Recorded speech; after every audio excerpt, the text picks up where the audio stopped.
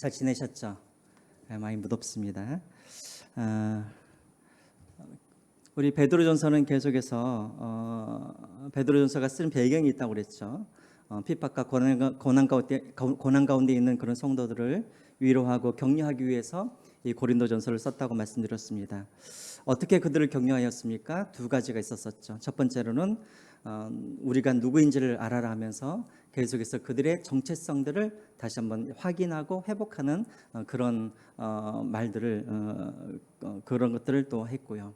두 번째로는 우리가 하나님께 어떤 은혜를 우리가 입었는지 그것들을 기억해라. 이 두 가지였습니다. 첫 번째로는 너희들이 누구인지를 잘 알아라.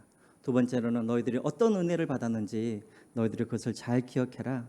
이 두 가지 것들을 이야기하면서 이 고난과 핍박 가운데 있는 성도들을 그렇게 위로했었습니다.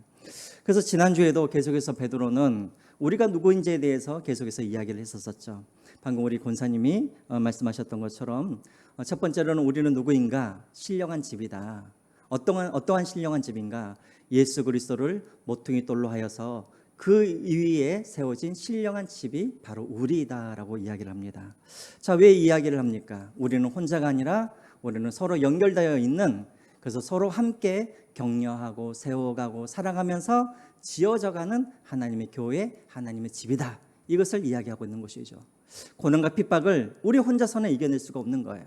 그래서 하나님께서 우리를 교회라는 곳으로 모여주게 하셨고, 그래서 함께 이 고난을 이겨내라. 그런 의미에서 너희들은 신령한 집이다 라고 이야기를 하고, 두 번째로는 또 신령한 집에는 반드시 무엇이 필요합니까? 제사장이 필요하죠. 그런데 그 제사장은 다른 목사가 제사장이 아니라 우리 모두가 제사장이라는 것입니다. 우리가 다 바로 거룩한 제사장이다. 자, 제사장의 뜻이 뭐라 그랬습니까? 제사장이 하나님과 사람 사이에 다리를 놓는 사람이라는 제가 말씀을 드렸죠. 그러니까 제사장의 뜻은 무엇이냐면 다리를 놓는 사람들입니다. 그래서 이 하나님과 사람 사이에 다리를 놓아서 사람들을 하나님께로 인도하는 사람이 바로 제사장이라고 말씀을 드렸죠. 자, 계속해서 이 베드로는 우리에게 우리가 누구인지에 대해서 이야기를 하고 있습니다. 근데 지난주에는 사실은 좀 시간이 없어가지고 9절 말씀을 잘 저희가 안 하고 그냥 지나갔는데 거기에도 보면은 또 너희들이 누구인가에 대해서 네 가지로 또 이야기를 하게 되어지죠. 자, 거기 한번 볼까요? 9절을 한번 보실까요? 다시 한번 9절 보십시오. 그러나 너희는 택하신 족속이요 왕같은 제사장들이요 거룩한 나라요 그의 소유된 백성이니 이는 너희를 어두운 데서 불러내어 그의 기이한 빛에 들어가게 하신 이에 아름다운 덕을 선포하게 하려 하심이라. 예, 우리는 누구이라고요? 택하신 족속이다. 이 말은 참 중요한 말이에요. 우리가 하나님을 택한 것이 아니라 누가 우리를 택했다고요? 하나님이 우리를 택하셨다는 말이에요. 여러분, 이것을 항상 여러분들이 기억하셔야 돼요. 내가 교회를 다니고 싶어서 다니는 것이 아니라 하나님이 나를 부르시고 나를 택하셔서 내가 하나님의 백성이 되었다라는 것입니다. 그러므로 나는 누구인가? 하나님의 소유인 거예요. 왜? 하나님이 나를 택하셨기 때문에. 왜 이게 중요한가? 그렇기 때문에 우리의 구원이 확실하다는 거예요. 내가 구원을 얻기 위해서 내가 노력을 했다면 그 구원은 확실한 구원이 아니에요. 왜? 내가 열심히 떨어져 버리면 그 구원이 어떻게 될 것입니까? 그렇죠? 근데 하나님께서 나를 택하셨기 때문에 우리의 구원은 확실하다는 것입니다. 우리는 하나님의 소유이기 때문에 하나님은 어떤 경우에도 우리를 포기하지 아니하신다라는 거예요. 자, 그런데 거기서 또 이상한 말이 하나 있죠. 왕 같은 제사장. 왕이면 왕이고 제사장이면 제사장이지 왜 왕 같은 제사장입니까? 잘 기억하세요. 왕 같은 제사장 할 때 왕은 무엇을 가리키냐면 우리의 신분을 가리켜요. 우리의 신분. 제사장은 무엇을 말하냐면 우리의 사명이에요. 사명. 다시 말하면 신분상으로는 우리가 왕이지만 왜 우리가 왕이에요? 우리가 하나님의 자녀이기 때문에 우리는 왕이지만 그러나 우리가 할 일은 무엇이냐면 왕이기 때문에 이 세상은 군림하는 것이 아니라 제사장이 되어서 섬기고 그리고 하나님과 사람 사이에 다리 역할을 해주는 그런 왕이라는 거예요. 이해가 되시죠? 우리는 신분적으로는 왕이고 사명은 제사장의 사명을 갖고 있다. 그러므로 우리는 누구냐면 거룩한 하나님의 나라이다. 거룩한 하나님의 나라 무슨 말입니까? 우리가 이 땅에 살아갈 때 우리는 세상 사람들과 다른 그런 삶의 방식과 다른 원칙을 가지고 우리가 구별되게 살아야 한다는 거예요. 왜? 그래야 우리가 제사장의 사명을 감당할 수가 있으니까. 그래서 지난주에도 이렇게 네 가지로 이야기를 하고 있죠. 자, 그럼 여러분들에게 한번 질문을 할게요. 왜 자꾸 베드로는 너희들은 왕 같은 제사장이다, 또 뭐 거룩한 제사장이다, 신령한 집이다, 나그네다, 거류민이다, 왜 계속해서 우리에게 우리의 정체성들을 자꾸만 이렇게 확인을 시켜줄까요? 왜 그럴까요? 왜 이게 중요할까요? 내가 누구인지를 아는 게 왜 중요할까요, 여러분? 왜 베드로가, 이 베드로의 전서의 특징이에요. 자꾸 너희들은 누구다, 너희들은 누구다 계속해서 이야기를 해줘요. 왜 이게 아는 게 중요해요? 내가 바른 정체성을 가지고 있어야 바른 삶을 살 수 있고 바른 사명을 가지고 살 수 있기 때문에 그래요. 무슨 말인지 아시겠죠? 내가 누구인지를 알아야 내가 이 세상에서 어떻게 살아야 되고 무엇을 하면서 살아야 되는지를 알 수 있기 때문에, 그래서 베드로는 계속해서 너희들은 이런 사람이다, 이런 사람이다라고 계속해서 이야기를 하는 거예요. 다시 말하면 우리의 정체성은 무엇과 관련되어 있냐면 우리의 삶의 방식과 우리의 사명과 연결이 되어 있어요. 그래서 여러분 9절을 한번 다시 한번 보세요. 9절, 너희들은 왕 같은 제사장이다, 거룩한 나라다, 막 이렇게 하면서 뒤에 뭐가 나와 있습니까? 뒤를 한번 읽어볼까요? 너희를 어두운 데서 불러내어 그의 기이한 빛에 들어가게 하신 이의 아름다운 덕을 선포하게 하려 하심이라. 사명이 나오죠. 그러니까 너희들은 이런 사람이다 하면서 그 다음에 뭐가 나와요? 사명이 나오는 거예요. 여러분, 우리 오늘 한국교회를 한번 보세요. 왜 한국교회가 자꾸만 교회다움의 모습을 잃어가는가? 교회가 정체성을 잃어가기 때문에 그래요. 여러분, 교회가 사업체인가요? 아니죠. 근데 어떤 교회는 교회를 사업체처럼 생각하는 사람들이 있어요. 그래서 이윤을 남기려고 그러고 자꾸만 성장 위주로 하려고 그러고, 그러니까 교회가 교회다운 모습을 잃어버리고 사명이 무엇인지를 모르니까 교회가 그렇게 되는 거예요. 만약에 여러분 대통령이 있습니다. 대통령이 자기가 대통령이라는 인식을 안 갖고 있고 만약에 자기가 기업의 CEO라고 생각을 하고 있다면 나라를 어떻게 운영을 할까요? 계속해서 이윤을 위하여서 사람들의 어떤 손해를 헌신들을 희생을 요구하거나, 그리고 계속해서 나라를 기업체처럼 이렇게 하거나 이득을 위하여서 그렇게 일을 하겠죠. 그렇죠? 왜 가정이 무너져 가고 있는가? 왜 우리 사회가 이렇게 어려움을 갖고 있는가? 사람들마다 내가 누구인지를 잘 모르기 때문에 어떻게 살아야 되는지, 무슨 사명을 갖고 살아가야 되는지 그것을 모르기 때문에 그렇다라는 거예요. 그리고 우리에게 고난이 왔을 때 이 고난을 우리가 어떻게 이겨내야 되는가? 내가 누구인지를 알면은 그 고난을 이겨낼 수가 있는 거예요. 여러분 기억하세요. 우리는 누구예요? 나그네이고 제사장이고 하나님의 신령한 집이고 늘 이런 정체성을 갖고 살아가시는 여러분들이 되시기를 주님의 이름으로 부탁드립니다. 자, 그래서 이제 이렇게 계속해서 정체성에 대해서 이야기를 하고 또 우리가 얼마나 하나님의 은혜를 받은 사람인지를 이야기하다가 이제 오늘 본문부터 2장 11절부터는 이제 어떤 내용이 나오냐면 이제 실제적인 권면이 나와요. 실천적인 권면. 그러니까 너희들이 누구인지를 알았으면 이제 세상에서 이렇게 살아가라고 하면서 실제적인 이제 내용이 2장 11절부터 3장까지 이제 나오게 됩니다. 자, 왜 이렇게 실제적인 이야기를 하는가? 그 배경이 있어요. 여러분 저를 한번 보시죠. 밑에 보시면 자꾸 잠만 오시니까 저를 한번 보세요. 이 베드로전서는 어떤 배경으로 쓰여져 있냐면 고난과 핍박을 받고 있는 성도들에게 편지를 쓴 거라고 말씀드렸죠. 그런데 이 고난과 핍박은 사실은 아직은 네로 황제가 핍박을 하기 바로 직전이에요. 그래서 물론 그때 로마로부터 핍박을 당하고 있었지만 아직 큰 환난을 당하기 이전이에요. 자, 그러면 왜 이 베드로전서 이 편지를 받고 있는 이 사람들은 지금 고난과 핍박을 받고 있는가? 제가 서론을 이야기할 때 여러분들에게 말씀을 드렸는데 두 가지 이유가 있었어요. 첫 번째로는 로마 정부로부터 핍박을 먼저 받고 있었고, 그 외에 첫 번째 이유는 무엇이냐면 이 그리스도인들에게는 가짜 뉴스들이 그때 퍼지고 있었어요. 그러니까 다시 말하면 그리스도인들에 대한 그런 오해들이 있었어요. 어떤 오해들이 있었을까요? 사람들이 그리스도인들을 보면서 자, 서로 막 형제님, 자매님, 막 자기 남편도 아니고 아내도 아닌데 막 형제님, 자매님 하니까 믿지 않는 사람들이 보기에는 어땠을까요? 저기는 참 음란한 집단이구나. 서로 몰래 모여서 불륜을 저지르고 있는 그런 집단이구나. 그런 오해들이 실제적으로 있었어요. 또 어떤 오해가 있었을까요? 모일 때마다 예수 그리스도의 피를 나누면서 성찬식을 하는 그런 이야기를 들으면서 저들은 아주 야만한 그런 종교구나라고 생각을 했었겠죠. 또 그 외에도 저 사람들은 우리들은 하늘의 시민권을 갖고 있는 사람들이기 때문에 우리는 세상과 구별되었다라는 이 말을 그들은 어떻게 이해를 했냐면 저 사람들은 정부를 배반하고 세금도 내지 않냐고 사회적인 책임을 갖지 않고 자기들만 하는 그런 이기적인 집단으로 생각을 했다는 거예요. 그래서 그때 당시 이방인들은 그리스도인들에 대해서 그들은 비방하였습니다. 왜? 이런 오해 때문에. 자, 두 번째로 또 왜 이들이 핍박을 당했는가? 두 번째 이유는 무엇이냐면 당시 초대교회 그리스도인들도 잘못한 부분들이 있었어요. 자, 어떤 부분이 있었냐면 이들이 예수님을 믿었죠. 예수님을 믿고 난 후에 이들이 무엇이 바뀌게 되어집니까? 신분이 바뀌게 되어져요. 어떻게 바뀌게 되어집니까? 우리는 이 땅에 속한 사람이 아니라 우리는 어디에 속한 사람이다. 하늘에 속한 사람이고 하늘의 시민권을 갖고 있는 사람들이다. 그들은 그렇게 믿고 있었었죠. 또 우리는 하나님 안에서 자유자이고 우리는 하나님의 자녀이고 우리는 하나님의 아들이다, 딸이다. 이런 생각을 갖고 있었어요. 여기까지는 좋았어요.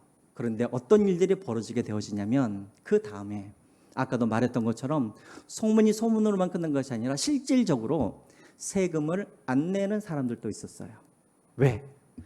이 땅은, 이 세상은, 이 나라는 나의 나라가 아니라 나의 나라는 하나님의 나라가 나의 나라이기 때문에 이런 나라에 내가 세금을 바칠 수 없다라고 세금을 안 내는 사람들도 있었고, 또 종들 중에는 나는 이제 그리스도 안에서 나는 자유함이 되었는데 내가 왜 계속해서 내가 노예로 종으로 살아야 하면서 예수를 믿는 종들이 주인을 떠나서 도망가는 종들도 있었어요.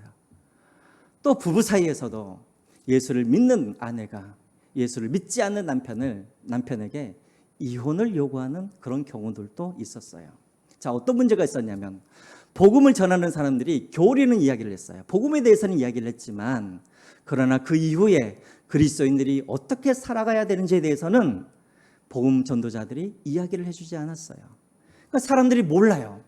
우리가 세상에 속하였진 않지만 여전히 세상 속에서 살고 있는 나그네이지만 그래서 우리가 나그네로 살 때 국가에 대해서 우리가 어떤 태도를 가져야 되는지, 또 이 사회에 대해서 내가 어떤 태도를 가져야 되는지, 믿지 않는 남편에 대해서 또 믿지 않는 그런 주인들에 대해서 내가 어떠한 태도를 가지고 살아가야 되는지 사람들이 몰랐다라는 거예요. 왜? 누가 가르쳐 준 적이 없었으니까. 그래서 사회적으로 문제가 사실은 일어났었어요. 그래서 이방인들이 그들을 핍박하기도 했다라는 것입니다. 자, 이런 배경이 있었어요. 그래서 이제 베드로전서에서 베드로가 무엇을 이야기하냐면 이제 실질적으로 우리가 세상 속에서 우리가 세상에 속하 있지는 않지만 그러나 여전히 세상에서 살아야 될 나그네로서 우리가 어떻게 살아가야 되는지, 국가에 대해서는 우리가 어떤 태도를 가져야 되고 주인에 대해서는 우리가 어떤 태도를 가져야 되고 그리고 믿지 않는 배우자에 대해서는 우리가 어떠한 태도를 가져야 되는지 실질적인 그런 권면을 하는 것이 2장 11절부터 그 뒤로 쭉 3장까지 이제 나온다라는 거예요. 자, 그래서 오늘은 무엇에 대한 이야기냐면 그러면 국가에 대해서 그리고 국가의 그런 통치를 하고 있는 왕에 대해서 권력자들에 대해서 우리가 어떤 태도를 가져야 되는지에 대해서 오늘은 그런 이야기를 하고 있습니다. 자, 그런데 한 가지 특징은 무엇이냐면 이제 국가에 대해서 주인과 종의 관계에 대해서 배우자의 관계에 대해서 이야기를 하기 전에 베드로는 먼저 결론부터 이야기를 해요. 너희들이 나그네로서 이렇게 살아야 된다. 결론부터 이야기하고 이 원칙을 가지고 너희들이 국가에 대해서 주인에 대해서 배우자에 대해서 이렇게 살아라라고 이야기를 해요. 그 결론 부분이 어디에 있는가? 11절과 12절에 나와 있습니다. 두 가지 원칙이 있죠. 자, 11절과 12절 같이 한번 읽어볼까요? 시작. 사랑하는 자들아, 거민과 나그네 같은 너희를 권하노니 영혼을 거슬려 싸우는 육체의 전욕을 제어하라. 12절. 너희가 이방인 중에서 행실을 선하게 가져 너희를 악행한다고 비방하는 자들로 하여금 너희 선한 일을 보고 오시는 날에 하나님께 영광을 돌리게 하려 함이라. 두 가지. 첫 번째는 뭡니까? 11절에 육체의 전욕을 뭐해라? 제어하라. 두 번째로는 어떻게 하라? 행실을 뭐하라? 선하게 하라.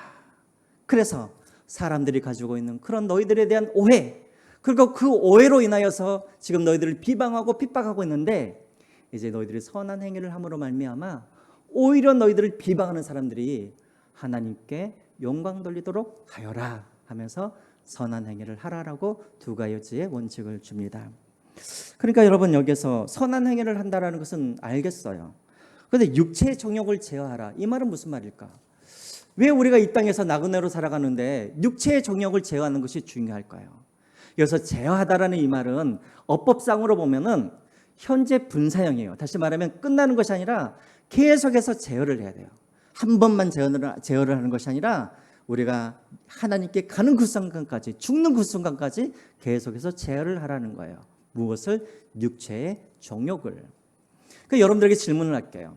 육체의 정욕이란 게 뭐예요? 육체의 정욕. 대체 육체의 정욕이 뭐길래 그것을 계속해서 제어를 해야 됩니까? 많이 들어보셨죠? 육체의 정욕. 저도 잘 모르겠어요. 뭔 말인지. 하도. 쉽게 말하면 이거예요. 육체의 정욕이란 땅의 것에 대한 집착, 땅의 것에 대한 탐심, 이것이 바로 육체의 정욕인 거예요. 그러니까 이것은 성령의 그 소욕과 다른 반대된 개념이죠. 육체의 정욕이 뭐라고요? 땅의 것에 대한 집착.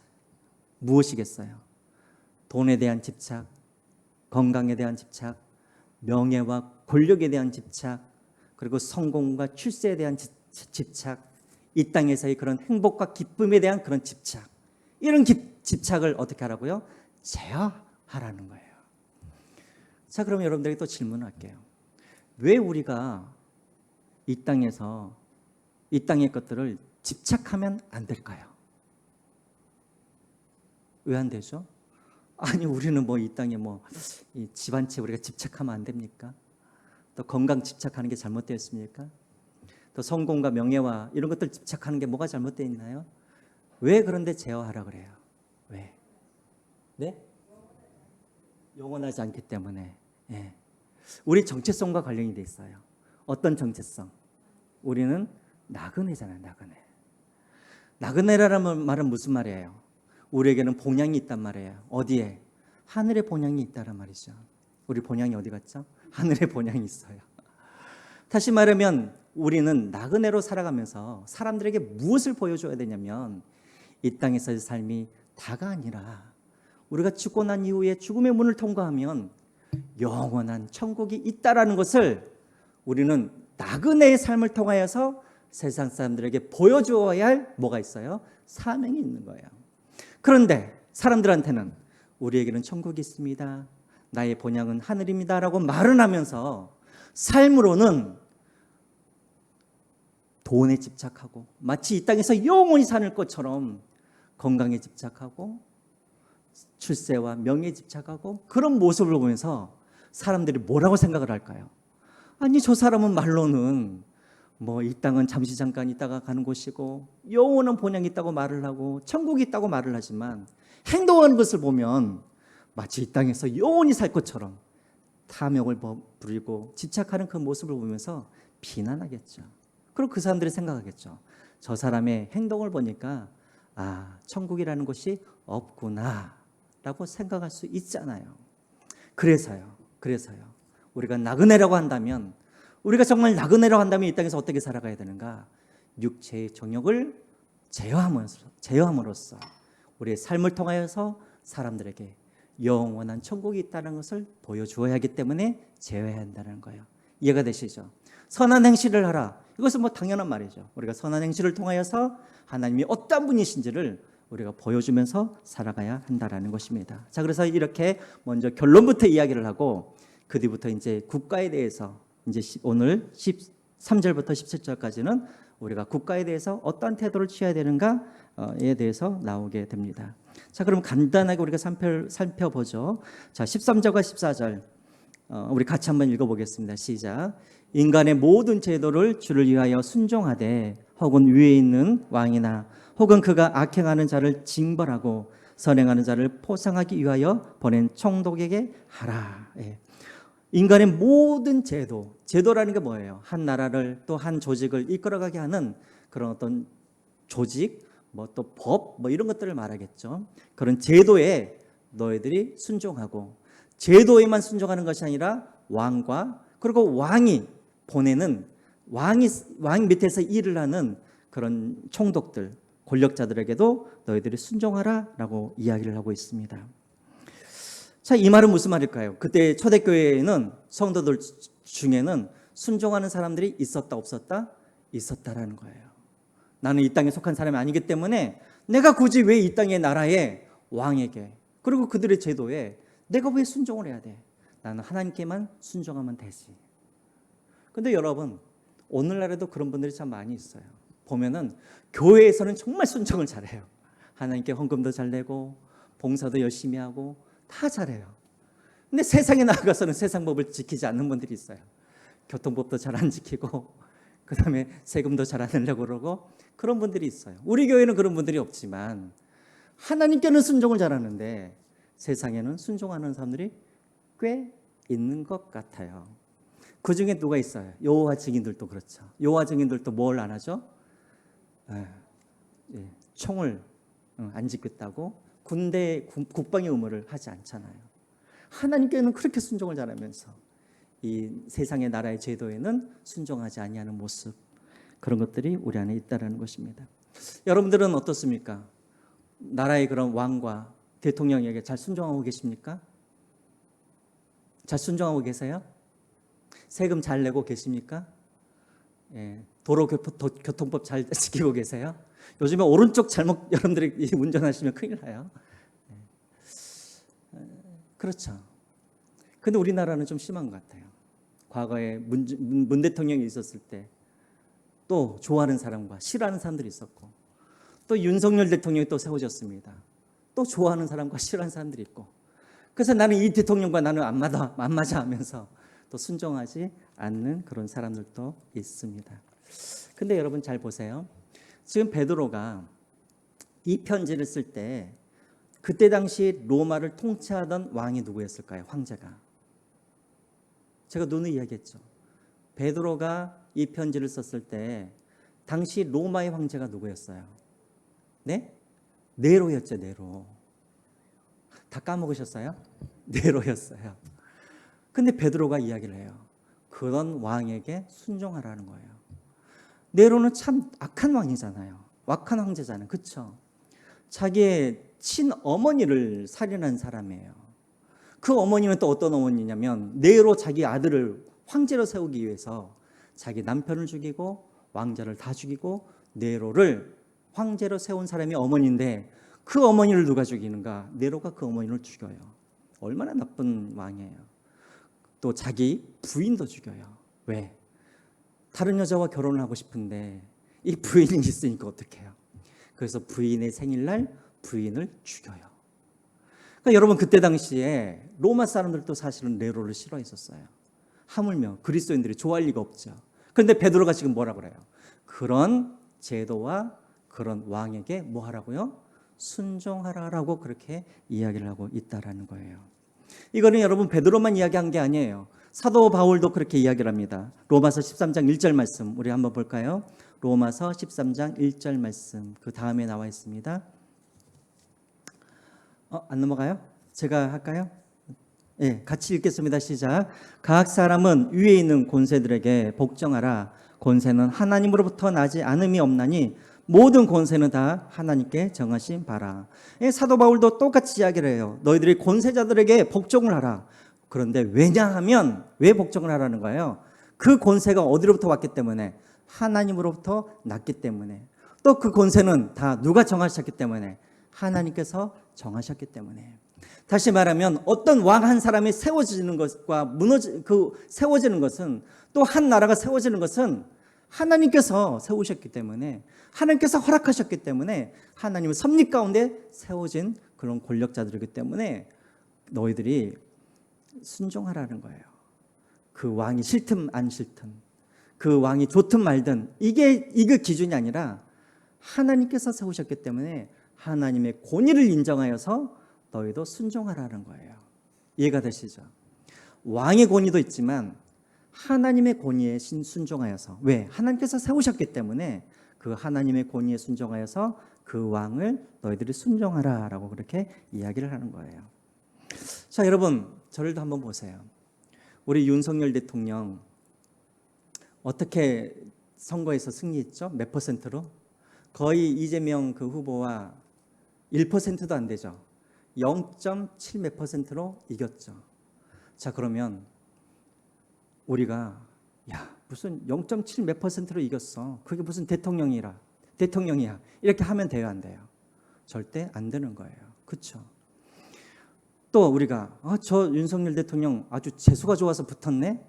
아주 운이 좋았네. 이렇게 하면 돼요, 안 돼요? 세상 사람들은 그렇게 할 수 있어요.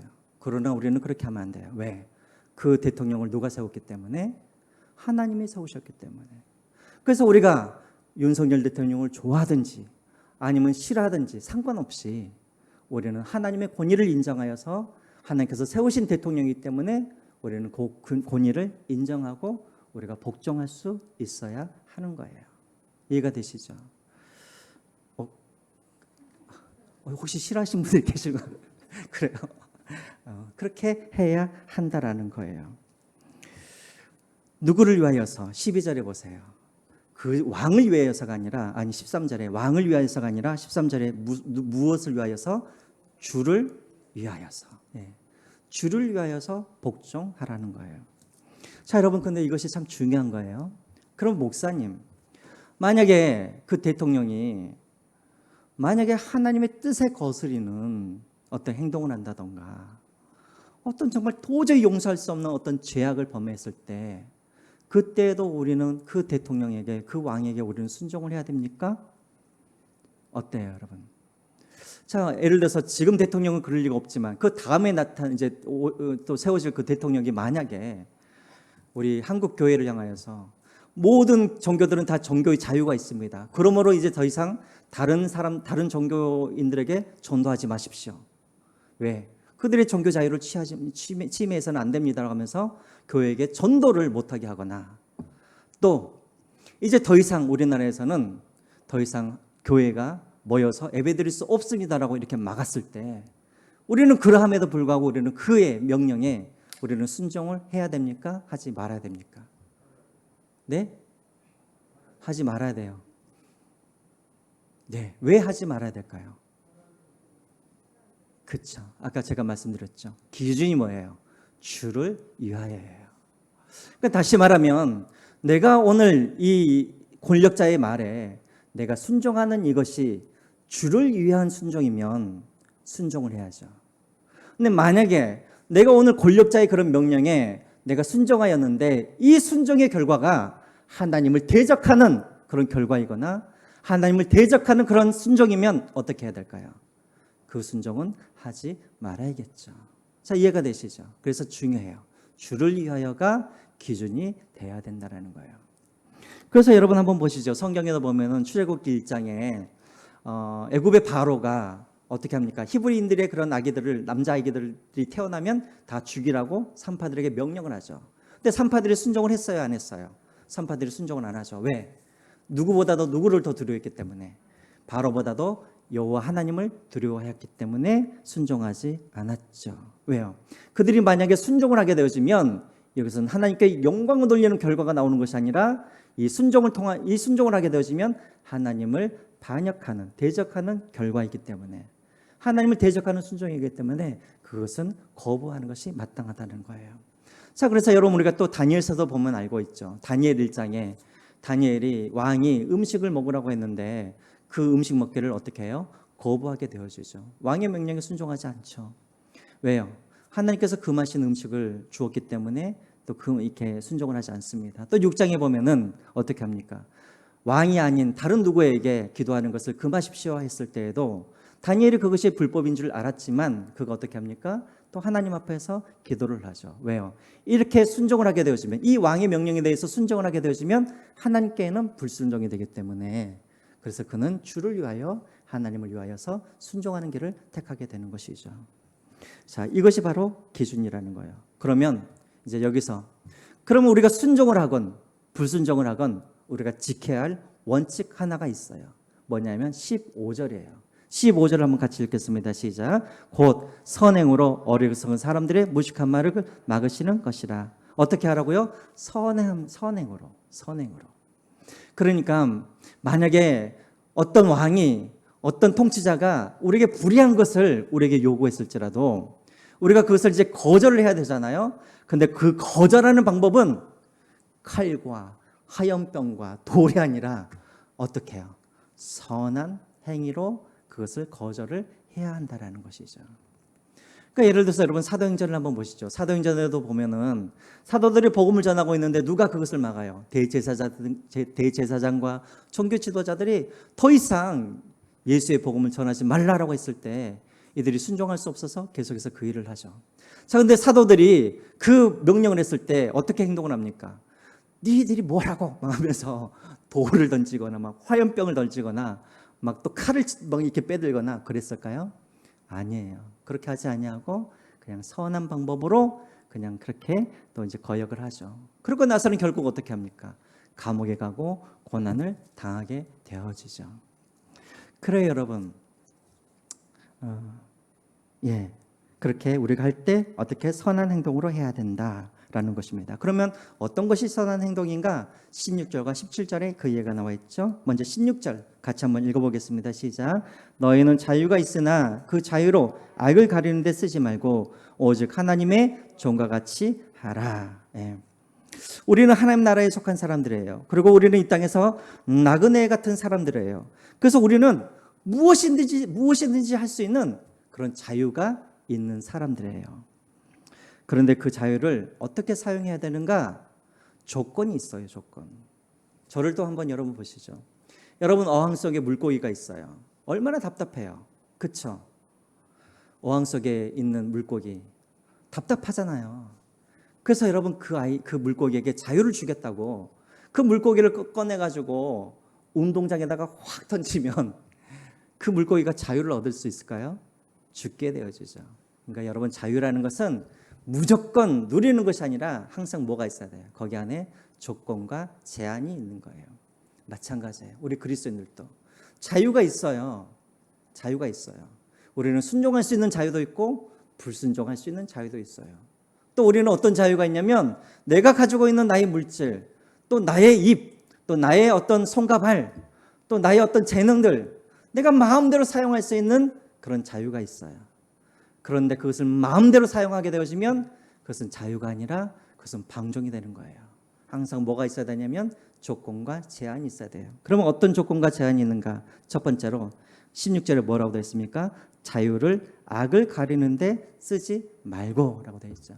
한마디로 말하면 악을 행하는 데 있어서 너희들이 자유를 사용하지 말라라는 것이죠. 여러분 이런 분들이 있어요.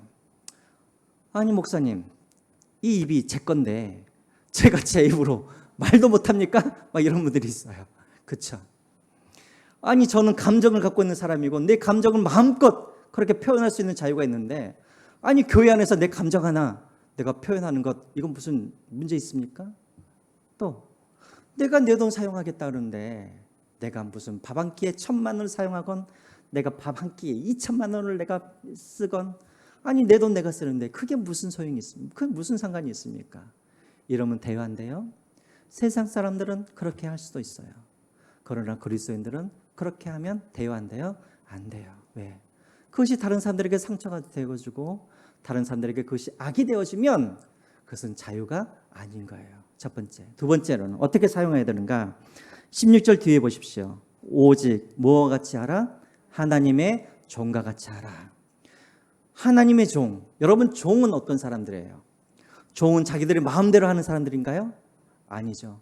종은 두 가지가 있어요. 첫 번째로 종은 일을 할 때 자기의 이름으로 일을 하는 것이 아니라 주인의 이름으로 일을 하는 사람들이에요. 두 번째, 종은 자기 일을 하는 사람이 아니라 누구의? 주인의 일을 하는 사람이고 주인의 영광을 드러내는 사람들이 바로 종인 거예요. 마찬가지로 우리가 자유가 주어졌을 때 우리가 이 자유를 어떻게 사용해야 되는가? 하나님의 이름으로 우리가 자유를 사용해야 되는 거예요. 그렇죠? 그리고 이 자유를 통해서 우리는 하나님의 뜻을 이루어야 되고 하나님께 영광을 돌려야 되는 거예요. 자, 예를 들자면 내 입으로 내 말을 하는데 무슨 상관이 있습니까? 그런데 입을 사용할 때는 어떻게 해야 되는가? 하나님의 이름으로 우리의 입을 사용해야 되는 거예요. 아시겠죠? 우리가 돈을 사용하는데 내가 1,000만 원을 내가 허비하건 무슨 상관이 있습니까? 아니요. 하나님의 이름으로 돈을 사용할 줄 알아야 돼요. 우리에게는 우리 자유는 우리 것이지만 하지만 이것은 하나님의 이름으로 하나님의 종과 같이 하나님의 영광을 위해서 우리가 사용해야 한다라는 것입니다. 자, 이 원리 아시겠죠? 자, 두 번째로 마지막으로 그러면 이 자유를 또 어떻게 사용해야 되는가? 17절에 나와 있죠. 우리 같이 마지막으로 17절 읽겠습니다. 시작. 무엇 사람을 공경하며 형제를 사랑하며 하나님을 두려워하며 왕을 존대하라. 이 자유를 통하여서 악을 행하지 말고 뭐에 사용하라는 거예요? 사람들을 공경하고 형제들을 사랑하고 하나님을 두려워하고 왕을 존대하는데 이 자유를 사용하라는 거예요. 그것이 바로 나그네로 부름받은 우리가, 그리고 거룩한 제사장으로 살아가고 있는 우리가 이 땅에서 우리의 자유를 사용하는 방법인 것입니다. 그리고 그렇게 우리가 나라와 그리고 왕에게 우리가 순종하면서 우리가 그렇게 살아가야 할 줄 믿습니다. 자, 여러분, 우리가 기도하고 이제 마치겠습니다. 이 시간 우리가 하나님 앞에 한번 기도했으면 좋겠는데요. 첫 번째로는 방금 우리가 보았던 것처럼 우리가 이 땅에서 나그네로 살아갈 때 두 가지 원칙이 있습니다. 첫 번째로는 무엇을 제어하라고요? 육체의 정욕을 제어하라고요. 우리가 나그네라고 우리가 스스로 말을 하지만 우리가 얼마나 이 땅의 것들을 너무나 집착하지 않습니까? 말로는 하나님이 천국이 나의 본향이라고 말을 하지만 마치 이 땅에서 100년, 200년 살아갈 것처럼 그렇게 돈에 대한 욕심, 그렇게 건강에 대한 욕심, 그렇게 성공과 출세에 대한 그런 집착들, 여러분, 우리가 그렇게 살아가면 믿지 않는 나의 자녀들이, 믿지 않는 나의 남편과 나의 아내가, 믿지 않는 친척들이 그 모습을 보면서 뭐라고 하겠습니까? 말로는 천국이 있다고 하면서 왜 저렇게 집착하고 살아가는가 하지 않겠습니까? 여러분, 먼저는 주님, 저에게도 주여 은혜를 베풀어 주셔서 내가 누구인지를 잘 알게 하여 주시고 육체의 정욕을 제어하면서 살아갈 수 있도록 도와주십시오. 그리고 하나님, 내가 어떤 순간에든지 내가 선한 행위로 하나님의 영광을 드러내는 나의 삶이 되게 하여 주십시오. 이것을 위해서 기도해 주시고 한 가지만 더 기도했으면 좋겠습니다. 오늘 권위자들에게 우리가 순종하라고 제가 말씀을 드렸는데 이 원리가 우리 가정에, 우리 교회에도 적용되었으면 좋겠습니다. 우리 교회, 우리 가정에도 아버지의 권위가 잘 세워질 수 있도록, 그래서 자녀들이 또 아내들이 남편의 권위에 잘 순종할 수 있도록 위해서 기도해 주시고, 또 우리 교회도 마찬가지입니다. 우리 교회에도 하나님께서 세우신 권위자들이 있죠. 장로님들, 안수집사님들, 권사님들, 구역장들, 그런 권위자들에게 또 순종하여서 교회의 질서가 잘 세워질 수 있도록 하나님 그런 순종하는 마음을 우리에게 허락하여 주십시오. 우리가 이것을 위하여서 우리 같이 한번 기도하겠습니다.